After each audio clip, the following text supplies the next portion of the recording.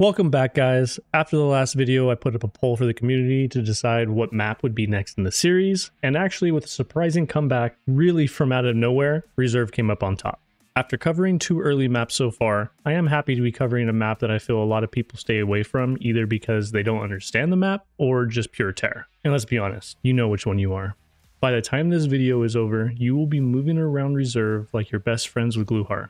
We're going to take a very dangerous map and break it down in a way that will allow you to reliably run Reserve and have a good time, rather than how I'm sure your last few runs on this map went.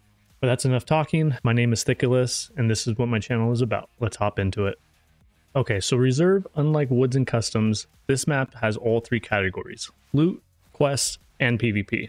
Everything on this mapping happens fast, so to make the most of it, you either have to know where you're heading and get there quickly, or wait it out and proceed with most likely an easier approach. This map has 2 main ways that you're going to put yourself in danger, either by being outside too long or down in the bunker. With how dangerous this map is to be outside, knowing which areas are choke points makes engagements more predictable and easier to win. Most engagements happen within close range, either inside of a building or under in bunker, so if you're losing gunfights, try running a CQB kit like an MP7. Reserve comes down to learning spawns, then moving around the map. So let's start with some spawn risks. Reserve is going to be the first map that we cover that truly has some BS spawns. As I already mentioned once, this map is very dangerous outside. Because of this, the first thing that most people want to do is get inside. There are fields on opposite sides of the map that are some of the worst spawns for this map. Most people that end up in the field spawn start by sprinting across the field right into a waiting PMC. Understanding where to look at the start of raid helps you secure early kills and ensures that your raid won't be over within the first 2 minutes. If you spawn over here in the left field, you can either spawn by the scav extract, in the corner by the E-bunker, or by the building located by the co-op extract. Each of these spawns, as well as the spawns in the other field, have a close spawn and a spawn that's tucked a little bit further back. With the scav extract spawn, you can either look for the player running from E-bunker, or move into the pond building / radar up on the hill. Be careful when moving towards radar, as there is a spawn that's located up there. If you get the E-bunker spawn, curse to yourself and decide to either sit tight or get up, out, and behind the bunker. From there, you can either move north towards the scav spawn or clear the south wall towards the building spawn. And if you do end up getting the building spawn, then it depends on exactly where you spawn to know exactly where to look. If you spawn inside or to the right of the building, then you most likely have an E-bunker spawn and then the other side of the wall a little bit towards train. If you spawn a little bit further down the wall away from the building, then there's a good chance that there might be a spawn on the other side of the wall right on the inside of the train yard. Be careful with this spawn because the spawn could be a lot closer than you would normally expect and you can end up face to face within like 10 seconds. With these spawns, you can either hold up and look around and see if your neighbor spawns are in the open and catch them rotating, or move along the middle wall and get into the bishop buildings. Once we move into the train yard spawns, you can have the spawn that's in the grass behind the wall or in the shipping containers that aren't too far away. With this spawn, you can either get into the train area or play aggressive to the spawns that are going to be on the right side of the hill or back on the other side of the wall that we were just talking about. With this spawn, kind of in between everything, and you have to run through the middle, the best thing is to look for an engagement and either clear your left or right. If you spawn over here on top of the bunkers, then you're in such a high contact area, you're not going anywhere without a fight. So the best thing is to either be ready and get comfortable either clearing left or clearing right. If you're looking for a safer route, heading down into the small bunker and clearing out a few scavs and then using the other exits to move around on the other side of the map makes it a lot easier. You can also spawn in either of the buildings on the bottom right or in the grass areas right behind them. If you get the spawns down here on the bottom side of the buildings, you're either going to have to push along the grass or up to the right through the train. There are a few spawns that can spawn near the train extract building and out behind the fuel tanks. You can play aggressive at start of raid by moving into the train wreckage area or back towards the back houses that we were just moving from. If you move back towards the buildings, there's about a 50-50 shot that you're going to run into an engagement right away, either by the buildings or up on the hill. It's a little bit more dangerous to move into the train area just because there's more teams that can enter the train area from more angles, but it doesn't happen too often. With this spawn, if you have the close spawn, you can make the run over to the night building and make it, but it's kind of risky because you can be seen by the right field spawns, so depending on the angle that they take and how far back you actually spawned, could make the difference between whether you make it there or not. And depending on your spawn, if you move through the gate opening and rotate to the top of the field, if you're fast enough, you can catch somebody moving from one of the bunker spawns.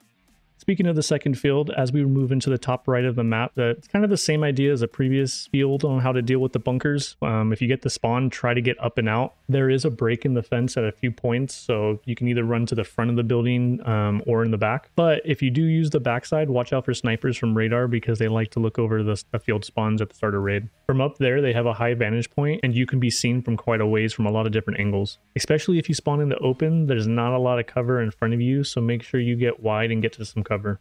Inside the parking lot area, you can spawn near or around a few of the buildings or out by the fuel tanks. These are kind of like god spawns. You can do whatever you want with this spawn. From here, you can either move into Queen and rush down into the main bunker system and get to rogues first. You can start looting the night buildings or have an easy rotation to any of the other main buildings for your quests. You can even get in one of the night buildings, get up on the roof and kind of set up and look for people rotating around the map. The last remaining spawns are near the radar tower and along the hill leading up to the top. I feel like with this spawn, most people end up down in D2 to camp because it's the back entrance and it's pretty easy to get there. You can also move down and get into any of the lower buildings and then push into either the Queen or the pawn buildings. You can get down underneath pretty easily if you go and run down through the pawns, or even if you want to go through the back way and reverse push up into bunker. It kind of makes it a little safer when you're moving around down there because at least you know that behind you towards D2 is safe, so if you need to fall back, you're not really going to be falling into a camper. Like I said, with Reserve, most of the action happens pretty early. This isn't the map that you want to spend all raid on, or player scavs can get pretty annoying. If you're looking to get raiders down in the big bunker, you need to get there pretty fast or they're going to be gone. And if you are looking for raiders, then there's a high chance that PvP is going to happen pretty early. Depending on your spawn, if you make it down to the bunker fast enough, you can clear out rogues and get back up through one of the side buildings pretty easily. Other than that initial rogue push, bunker area is pretty slow after like 5 to 10 minutes, so if you want to come down here for quests, then just wait 10 to 15 minutes and you should have a lot easier of a time. The whole train area can be busy pretty early depending on how many spawns you get down there. Unless Gluhar is up, once people have their initial fight and move in towards the buildings, this area is pretty slow until train spawns because that can bring some more raiders. The second smaller bunker has random action from people as they come to clear out scavs for their quests, if they need to get food from any of the lock rooms in there, tons of food, or if you're just trying to rotate across the train area and you want to do so a little quicker and safer. So in this area, you're most likely to get action early, but really the fighting here can happen at any time.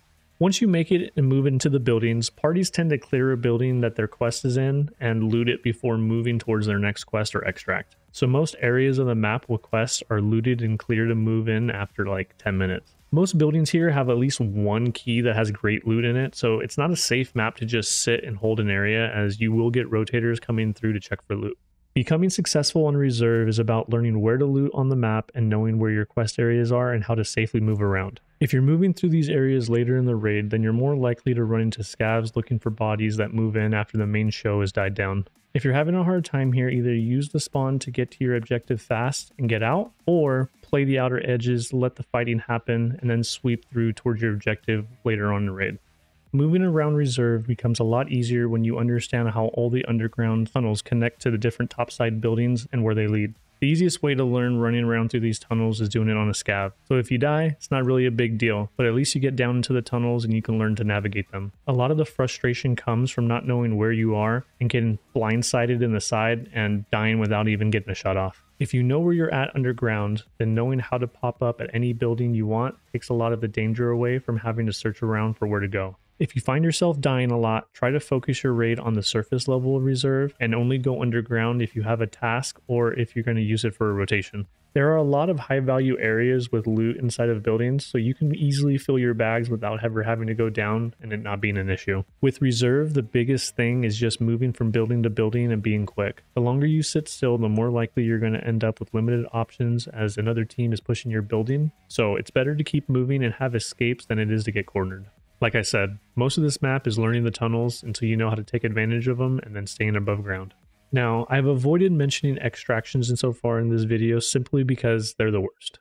Because of this, I will try to make it extremely easy to understand. To kick things off, do not go into D2 unless it is for a task. Plain and simple. There will almost always be an extract camper and it's not worth the headache. There have been times that I've been the closest bunker spawn and I've made it down there to clear rogues, and within 30 seconds I see a naked pistol runner running towards D2. Just don't go there for any reason. Even if I go into bunker, I leave through a different extract.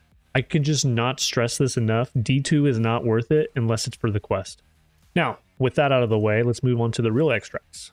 Cliff Descent is very good, but you need to have red rubble, and there can always be campers up on top of the building. So if you do have red rubble and you do go to take the radar extract, just sweep the area, make sure that you're not going to get killed as soon as you drop your armor.